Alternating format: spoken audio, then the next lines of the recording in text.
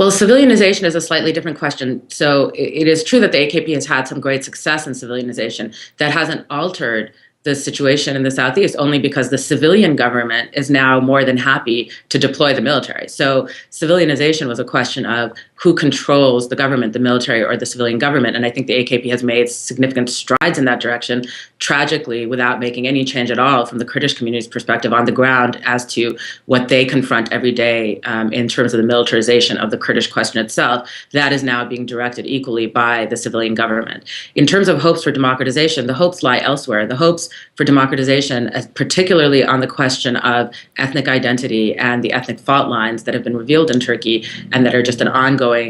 source of cleavage since the founding of the republic, lie largely with the Kurdish community, which has been, and by the way, this I don't mean to say that responsibility for solving this lies with the Kurdish community, far from it, but the hope that we're seeing some movement in the direction of thinking about how a democratic solution might emerge. The only source of hope has come out of the Kurdish community, which has become more and more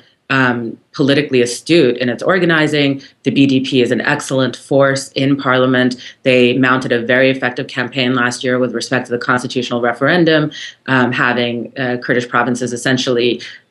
withhold from supporting a government initiative, which in some senses would have potentially had great support in the Kurdish provinces, but as a show of force that the BDP is in fact able to command a political opposition and that it will resist AKP initiatives unless the AKP actually reaches out and engages with them as a partner. So I think the BDP, or more generally speaking, Kurdish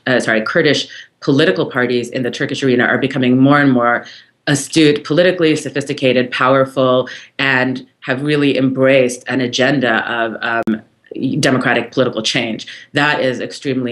really the only source of hope. I think the AKP has shown itself to be truly in the model of its own former opponents on the Kemalist or secularist side of Turkey in organizing precisely around the same kinds of ultranationalist positions as those parties did, whether in terms of its orientation specifically towards Abdullah Öcalan, who remains in detention in Turkey, and I mean, he was convicted and is serving his prison sentence, or whether in terms of the general attitude towards peaceful political organizing, or in terms of their tolerance for the detention of political figures, elected political officials, or now in terms of the reach of their operations against academics, progressive publishers, basically every potential part of civil society that supports Kurdish autonomous political organizing. So, the AKP has shown itself to not be a source of hope on this question. Maybe it can be moved, and the way to move it is to persuade it that there isn't such a thing as the AKP's Kurds versus other Kurds organizing autonomously, but rather there is a essentially united Kurdish community in Turkey that is demanding its political rights and demands to be engaged with as a partner, as opposed to as some kind of junior member at the AKP's own table.